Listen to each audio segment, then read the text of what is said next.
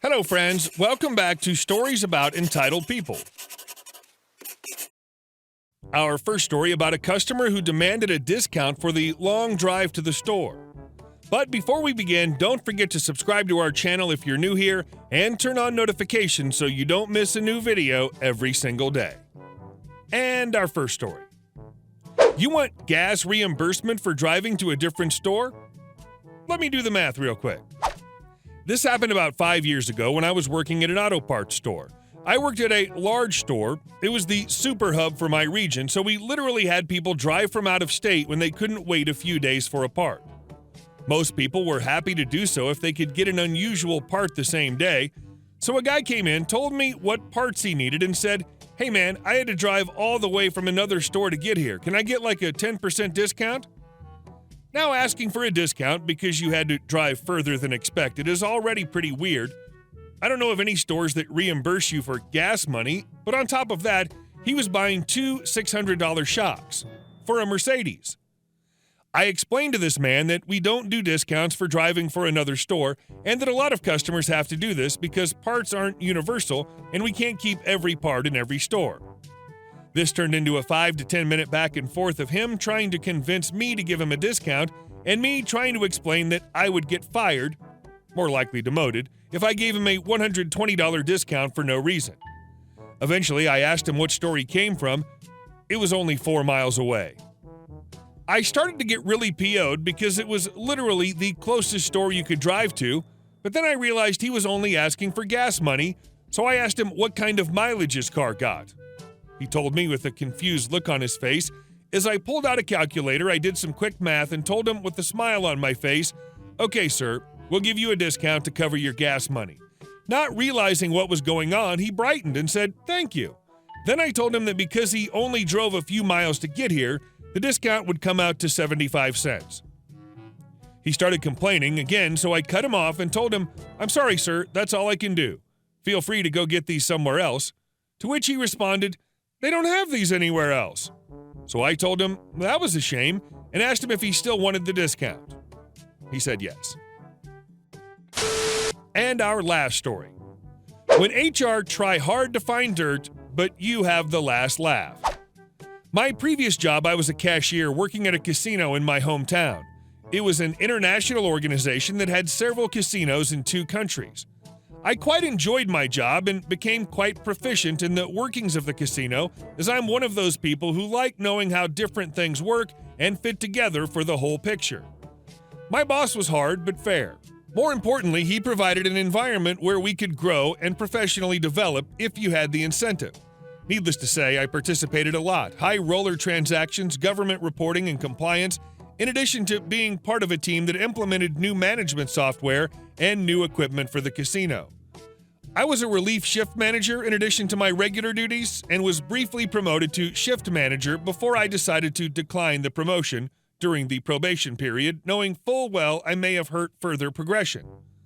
Whilst my boss was good, upper management were garbage and had been for years, fostering an environment where lower management were fighting among themselves.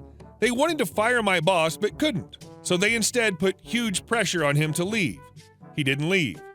They then hired 2 shift managers and gave them free rein to implement changes and got the senior cashiers who did relief work, myself included, to train them up. Suffice to say, they resented this but did not ask themselves why not one of us wanted to apply for the promotion. With free rein to implement changes and reporting directly to my boss's boss, who wanted him gone, my boss was effectively sidelined. The new managers started trying to change things without understanding what they were doing or what effect it would have on multiple departments, which pissed off a lot of my coworkers who eventually stopped trying to help and train them because they couldn't accept that we knew more about their job than they did. One day, one of them approached me because a spreadsheet wasn't working properly, and being the person who updated this sheet, I immediately saw that someone had been messing around with the sheet, changing cell sizing, layouts, which resulted in several formulas breaking. I said I was reverting it back because someone had been messing with it, to which I was told it was the other shift manager, and if I didn't like change, I should have applied for the position. Then and there, I decided I had enough.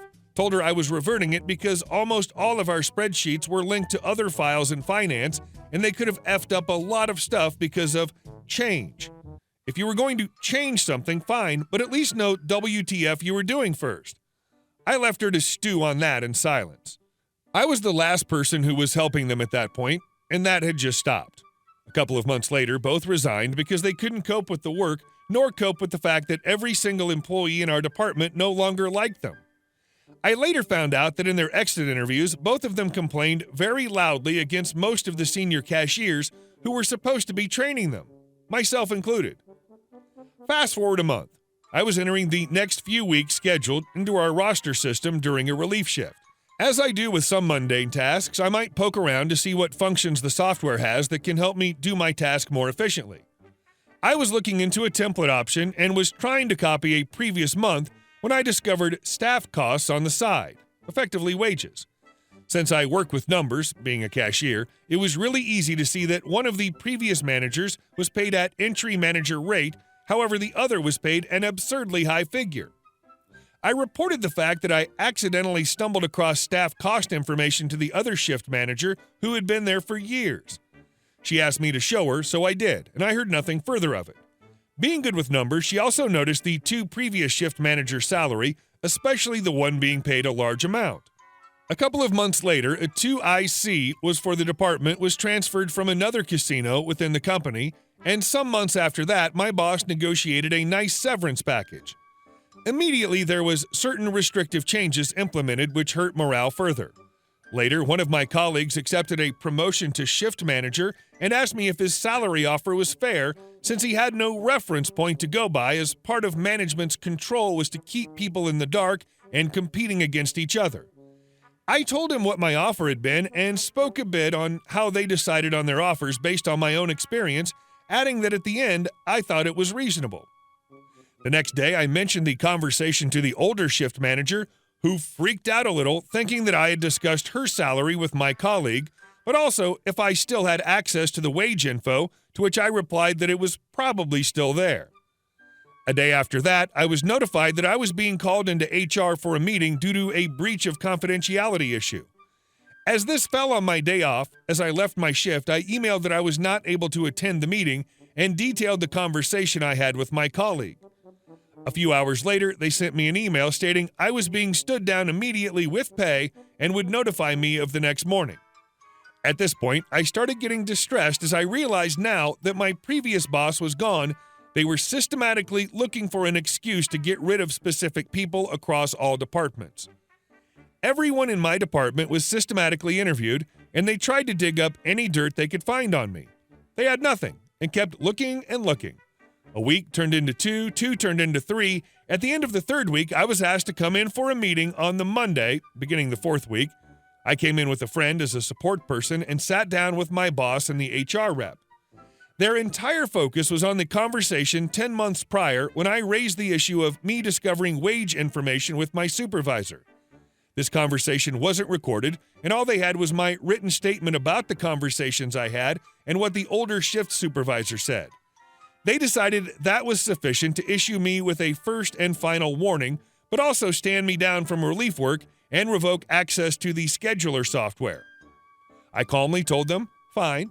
I disagree with their decision as it was unreasonable being based off a 10-month-old conversation with no formal record, and that I was looking for another job. They asked what kind of job I was looking for, to which I responded that it was none of their business. They had the nerve to expect me to work that day. I simply told them that after 3 weeks of uncertainty, I was stressed and not able to return for another week and would bring them a medical certificate. I took the outcome to my union, who attempted to negotiate a better outcome, but nothing changed. When I returned to work, I discovered that they had revoked much more than what was agreed on. I no longer was on certain email distribution lists, which meant I was in the dark for the majority of things going on. I was somehow expected to do certain tasks, but without the necessary access. I decided right there and then that I was doing the bare minimum, and if I didn't have the required access, I would not do any related tasks.